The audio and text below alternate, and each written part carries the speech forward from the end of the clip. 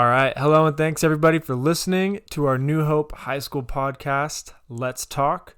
My name's Justin. I'm the student ministry pastor here at New Hope, and I'm super excited to welcome our guest today, Luis Juarez. How's it going, man?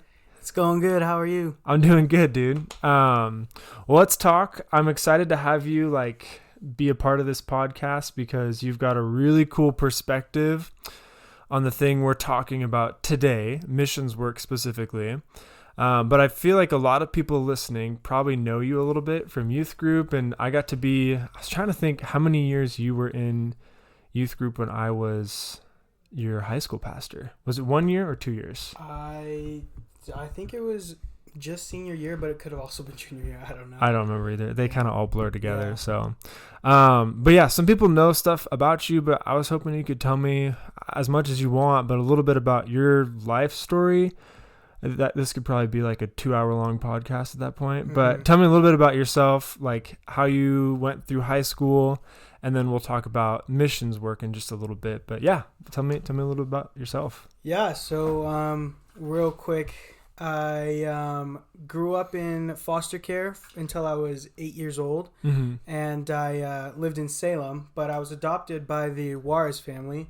They adopted me and my two little sisters, mm-hmm. Ariana and Trina, who were both a part of New Hope Youth Group as well. Yeah. And the Juarez family is really connected with New Hope Church. I mean, we would go every weekend as a family. For sure. Pretty well known here. All my brothers went to youth group growing up. And a little bit about my youth group story. I went to youth group pretty much, I think, almost every week in middle school. Yeah. I mean, youth group in middle school was so fun, and so many kids went. But as we got into high school, a lot of kids just stopped coming. They would get jobs and stuff.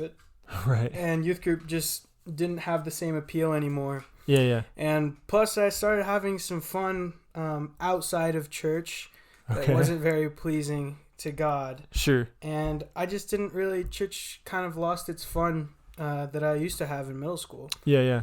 And I think it was around junior year. I stopped coming as regularly sophomore year. Right. And then I think junior year I just stopped coming completely. Mm-hmm. But I had been to the Mexico trip, right, which we will talk about later. Yeah, yeah.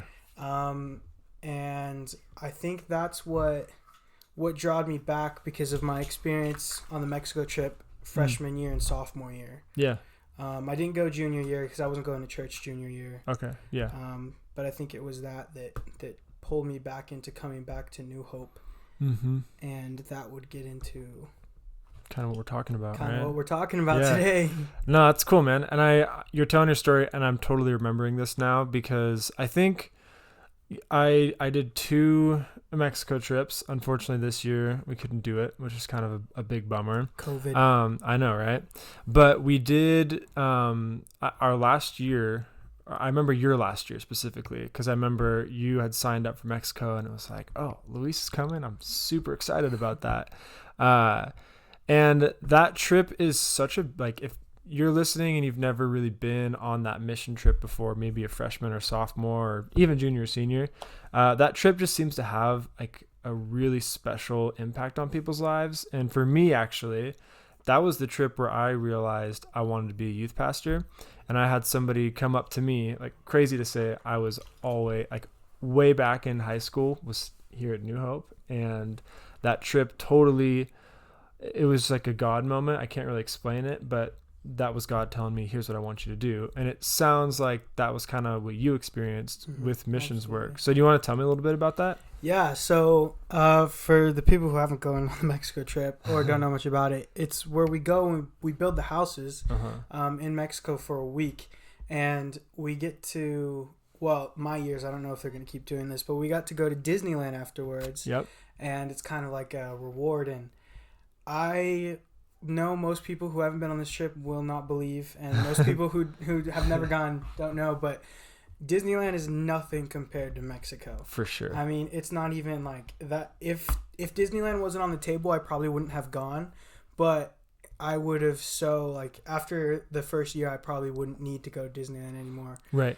But Anyway, I think we were building a house for this family, and they had like, I mean, it was a shack. They had 5 people on a queen size bed. It wasn't even like an actual queen size bed. It was just a really big bed, but it was about the same size as a queen size, and the whole family lived on it. And I was just like, I couldn't believe that they lived on this. And I remember Michael Bird, one of the youth leaders on my trip, he brought a soccer ball.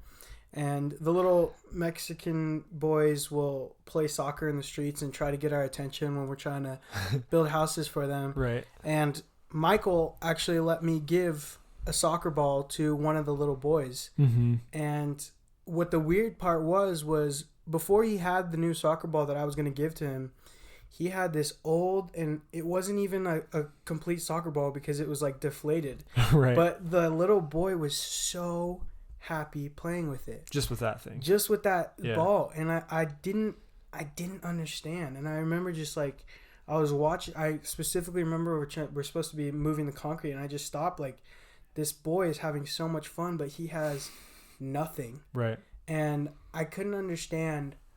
And meeting, like, going back and seeing what he had to hold on to, because he lived on a bed with the family, right, and he had nothing, but he had a family. Yeah. And he could have nothing. He wasn't even wearing shoes. Right. And he was so happy. And so I think, it happened for me too. It was the first time I'd really felt like the importance and of joy and love and happiness in the family setting, because like I said before, I grew up in foster care, and so I didn't have a family till I was 8. Sure. I mean, I had multiple families. Right. But this kid was so joyful and so full of, like, love, and all he had was a family. I mean, he had nothing. Yeah. And so I think that started a path of, I saw myself as that little boy being so happy when I was a very angry child. But looking back, I want that same joy and love and happiness for all the kids who were like me and who didn't have a mom and dad. Right. And that's so cool. I think that trip really just, it brought me right back to church. It brought me back to God, really, because it became something real. Like, we talk about faith, we talk about acting in faith, we talk about serving. Yeah. But when you actually do it, right, it was huge. Yeah. That's cool, man. And that's the whole purpose of that trip. Is it's true. We spend, 9 out of 10 times talking about what it looks like to follow God and how to act on your faith, but it's totally different, not even just to go serve, but to go serve somewhere with people who have nothing compared to us. And it puts things into the craziest perspective, because I've been on that trip a lot, multiple years, and every year it's the same thing, but it still blows me away to be like, dude, I can't believe, like, a week ago I was just complaining about the silliest thing, that, like, I need more of this or this in my life, and it's like, these people have pretty much nothing. So I love that, because you literally felt called to missions on a mission trip, And so that's really rad, man. I even thanks for sharing a little bit of your story too, because that's cool to put those two pieces together. So here's where I remember that moment. I even remember you sharing some stuff on the last night, that high school night, and it was so fun to see you, like, just totally, I saw things click with you. But what happened from that point on? Because I've talked to you a couple times about this, but I'm like, what all have you done? Because you've been so many places, and you jumped into YWAM. Was it the first thing? No, first thing was Young Life. Okay, so tell me your process from high school group, maybe even once you graduated, to getting into kind of where you're at now and what you're doing. Yeah, so like he said, the last night, and when I shared how the trip had impacted me, I knew that Christianity wasn't about perfection, but I didn't really understand. I didn't understand it. It finally clicked. It's about getting better and progression. And I was about to graduate, and I had no idea what I was going to do with my life. I wasn't great in school, but I was good enough to go to community college. Yeah. My parents don't have money to, well, they're not paying for our college. Right. And so I just didn't want to go into debt. And I didn't want to go into debt with not knowing what I'm going to do in life. Right. And so I started going to a group called Young Life, and they had this thing up in the middle of nowhere in Oregon. It's called Washington Family Ranch. Yeah. And they said I can work there for 3 weeks. And so I said, sure. I mean, I'm not doing anything. I was working at Food for Less at the time. Nice. And so I just graduated, and I was like, sure. It was a week after my graduation, so I went. And at this point, I have no idea what I'm doing after Young Life. I have no idea. Just 3 weeks. That was It's just 3 weeks. And so I went to Young Life, and I loved it. I love Young Life, and I don't, this is not to talk bad about Young Life, but I remember thinking, these kids, a lot of them come from wealthier backgrounds. Okay. And I remember thinking, like, it's, forget how much, for some, people come from all over the states to this camp, and for some people, this trip costs $1,500 for 5 days. It's crazy. And I was just like, wow. And I wonder how many of those Young Life kids that it stuck with. Right. And I talked to people, later, and coming back, skipping way ahead, I've talked to people who've been to Young Life camps, and they say, yeah, Young Life was fun, but they're not Christian at all. Oh, nothing sticks. Most of the people listening to this have heard of the Camp High, and the Camp High is huge at Young Life. Yeah, and we get that at youth group too, like just high school summer camps for sure. Yeah. And so I remember just coming back from Young Life, and it was the first time I knew what to expect. Okay. Because I had gone to camps before, Triangle Lake. Yep. And I understood, like, okay, this was a Camp High. It was 3 weeks instead of 1 week. Right. So much longer. And I remember coming back, and I knew it was going to be a Camp High, but I had heard about YWAM at New Hope first. Yeah. And then it came up again at Young Life. So Young Life and YWAM have a lot of the same people who do Young Life do YWAM. Okay. And I heard about it again, and then I remember coming back home, and I had a truck in high school, and it was about $7,000, and I thought I had two options. Okay. So I still remember sitting at the table and looking up YWAM. Right. And my mom was really wanting me to do YWAM, but at the time I wanted to get something stable because I wasn't going to college, and I was thinking about going to trade school.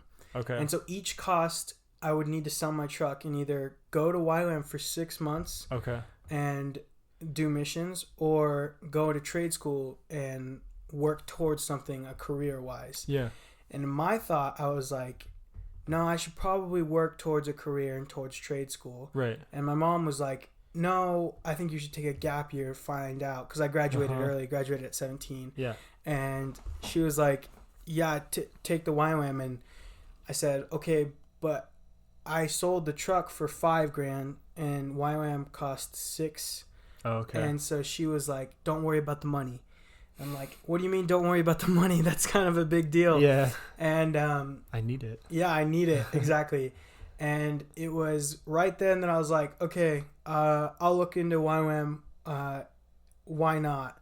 And so it was a total God thing, because I was looking at YWAM, and I searched YWAM in their website, and I only found YWAM Salem and YWAM Hawaii. And YWAM Salem was $5,500, and YWAM Hawaii was over $10,000.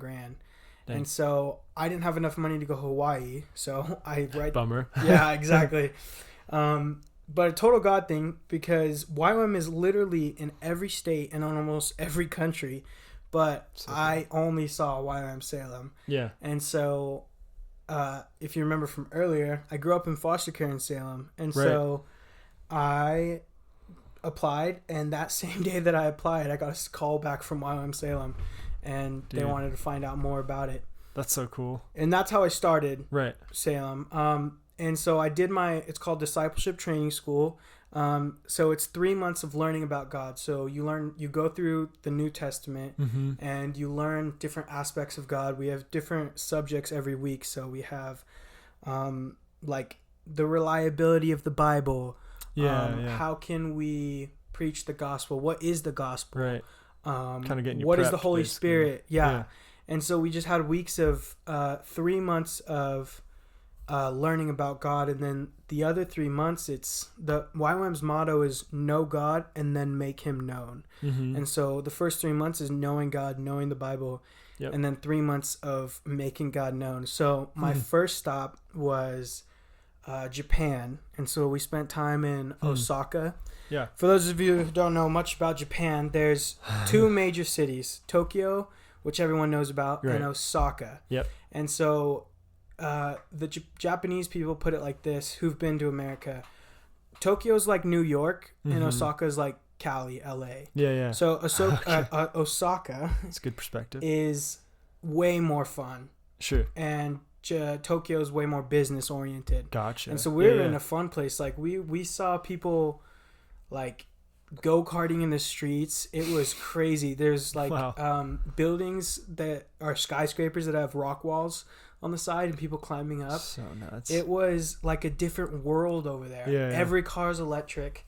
Everything is super, like, it was just from a movie. Yeah. And so our work was helping our mercy. So we do a lot of mercy ministry, meaning we do ministry to help people. And so we did a lot of feeding the homeless. We went to homeless shelters in Japan, and then we also taught English.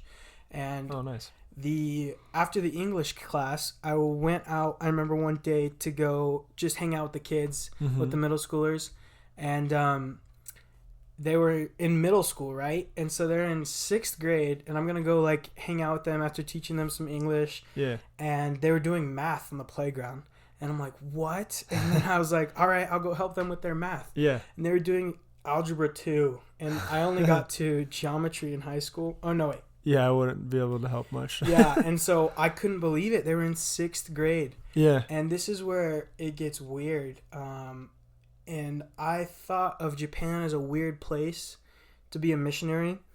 But then I looked at, like, I remember seeing those kids working on math homework during their time to be playing and doing recess. I didn't understand that. And then on the train stations in Japan, you'll have like hundreds of people crammed shoulder to shoulder on these trains, and no one's talking. Right. It's super weird. You walk down the streets in some places of Japan outside the cities, and no one speaks.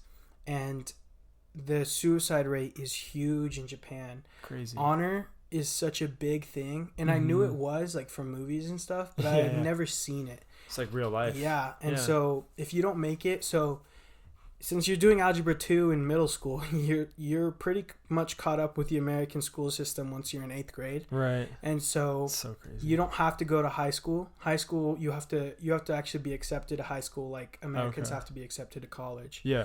And so if you're not accepted into high school, your family disowns you. And we heard so many stories of people who've been disowned by their family. They're not allowed to come back home. Right. And for those of you who don't know, there's a huge I don't know if I know what this is, but there's a huge suicide forest in Japan. Sure. Yeah. Oh, you're good. And people come and they literally just go to this forest to kill themselves. And That's so crazy. It's crazy, yeah. And the pressure that they have in Japan is crazy. And I heard the missionaries that we met in Japan call it the missionary graveyard, because missionaries go there and the Japanese people are so fixated on what they're doing in this life. Like, they need to make money. They need to be... in America, people work hard to support their kids. Yeah. Yep. But in Japan, the kids work hard to someday support their parents. Right. It's kind of flip-flopped. Yeah, it's kind of flip-flopped. Huh. And so if they can't do that, then there's no point in their life. And it's... Yeah, and... What a crazy perspective. Yeah, it was crazy. So how long were you... Because how long were you there, and was that where you finished, or you where are you at now, I guess? So sorry, that was taking a long time. Dude, we could probably talk about this for all day. And then I went to after Japan, we Well, real quick, for those of you who don't know, Japan's allowed one room with heating. And so per house, they can have one room with heating. I don't know, maybe because I don't know why. Yeah, it's crazy. Japanese government. And so we were freezing. We weren't in the room with heating. Yeah. And so we got below freezing temperatures in the room. There would be frost on the windows, and we could see our breath when we wake up. Right. But our next stop was Thailand. And for those of you who don't know, Thailand is really, really hot, like super hot. And Japan was freezing. So we had to pack for two completely different climates. And so Japan was great. I think a lot of our team was pretty depressed and kind of worn out by the end of Japan. But Thailand was something we really needed because it was way more lively, way more colorful, way more like summer vibes. But in Thailand, we worked a lot with teaching English, and and then the red light district. Okay, crazy. Dude, you did some crazy. Because how old were you when you were doing all this? So, this is right. I mean, this is right after graduation, so I'm 18. So you're 18. Yeah. So like, I feel like you hear this and you're thinking, man, this is so. Maybe I'll do this when I'm 20, 22, 25. Mm-hmm. This is crazy stuff. No, yeah, exactly. Like, it was so crazy being in Thailand and realizing, like, so on Snapchat you have like a year ago memories. Yeah. And so I was in Thailand. I remember looking at my Snapchat and my year ago memories. I was in high school. I was a senior. It was super, super crazy. And Thailand, I think I felt was I had felt the call to missions, and I thought it was short term. Okay. And I thought for a little bit, because I enjoyed Mexico so much. Yeah. And I'm thinking after these 3 months, then I'll figure out what I'm going to do. Yeah. But it was in Thailand that my heart, and I prayed for this, and I never really felt any like come to God huge moments or had seen it really. Sure. And it was in Thailand that my like I said, like my heart was broke for the kids there who didn't have a family. Yeah. And there was this little girl, and she loved me so much. And the principal had told her that I didn't know my mom and dad either. And this girl had never let another guy touch her because her dad left and she didn't have a mom. Yeah. But she would always come up and give me a hug. Dude. And it was so life-changing because I realized I can do this. Right. I can just help people, and I couldn't picture anything else. Right. Like doing anything else with my life. Yeah. And so I think that was my call to long-term missions. And like, you went through so many different experiences of missions work, and you did it right out of high school too. And I think a lot of people in high school just think missions is just Mexico. Like that's my only experience of mission work. And so I've taken groups of people to Bridgetown Ministries in Portland. There's a ton of stuff to do in Salem as well. And what I'm curious from your perspective that I'd love just to hear a little bit more about too, is like, what do you think, like, what would you tell people right now, someone in high school that says, I want to be in missions work? Like, what would you encourage them with, and what would you tell them? Okay, if you feel like you're being called to this, here's what you can do. Does that make sense? Yeah. Okay. Absolutely. So I'm actually meeting with someone this week who's in high school, and he's interested in it. Oh, dude, perfect. I want people to understand biblically first. Yeah. And so I bring people to the end of Matthew. For those of you who know the Great Commission. Do you have a Bible in here? I got tons of Bibles in here. Just real quick. Yeah. So at the end of Matthew 28:16, it's called the Great Commission. Now the 11 disciples went to Galilee, to the mountain to which Jesus had directed them. And when they saw him, they worshipped him, but some doubted. And Jesus came and said to them, all authority in heaven and on earth has been given to me. Go, therefore, and make disciples of all nations, baptizing them in the name of the Father, the Son, and the Holy Spirit, teaching them to observe all that I have commanded you. And behold, I am with you always to the end of the age. That's awesome. And I think what really spoke to me was I saw a famous pastor He said, we shouldn't treat the Great Commission like the Great Suggestion. Yeah. And it's good. Jesus telling us to go and make disciples of all nations, including America. Mm-hmm. And I think there's so many different organizations to join that you can look into. World Race, YWAM, even Young Life. Right. But I think missions, and I don't know if I'm skipping ahead to a question you might have, but no, you're good. I think missions isn't always traveling the world, and isn't always going to crazy places. And I've gone to some crazy places, but and I've traveled the world, but I'm going back to Salem for my 2-year commitment is in YWAM Salem. And I think it starts with meeting with a friend who doesn't believe. Yeah. Looking and answering questions that you have, challenging your own faith. So when you can go out and talk to people about the truth that's in you, it's huge. And I would suggest looking into missions, reach out to people that that aren't Christian, because likely chance that someone or how to get in contact with someone who's not Christian. But also these amazing organizations, World Race, YWAM, Young Life, like I said before, are great things to look into. Totally. That's cool, man. And that was totally one of the questions I had, was like, missions work isn't just out of the country stuff, there's literally even places in Bend, like homeless ministries and things you could do to serve and love other people. So that's really cool. I do street evangelism, and we evangelize in the streets of Salem, and we tell a lot of youth groups come in, and we tell them to find their street corner. Where can you show the love of God? If it's baking bread or you're on a pulpit preaching to a crowd, where can you show and spread God's love? That's super cool, man. That's rad. Well, I'm gonna wrap us up here just for time's sake, but we'll just say, if you're listening and you want to hear more of Luis's story, let me know. We'll do episode 2 of this or something like that. But we honestly hit pretty much all the questions I wanted to ask you anyways. And I think the biggest thing is, it's so cool. I mean, from my perspective, even just to know, like, you went through our youth group at New Hope and now you're serving, like, that's so cool. And I think people should know that that's a possibility for them too, And I'm a teenager, right? I know. And there's still so much more to come with where God's going to take you. And so I know missions work is a huge calling too. And I think it's cool that you shared a little bit just about how you like had that moment of, do I do YWAM or do I pursue just a career job?